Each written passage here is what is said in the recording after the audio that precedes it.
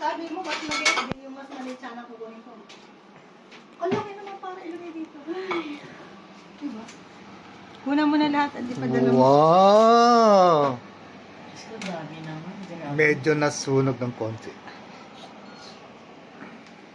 Wow, sarap. Ayan na. Grabe naman. Ano nga sila? Sila ninang yan. Sino? Ang ganda. Ninang niya rin. Ano, Ate Mila? Meron pang ganito? Wala. Ayun daw, inilagay ko sa air fryer. Oo. Mas madali.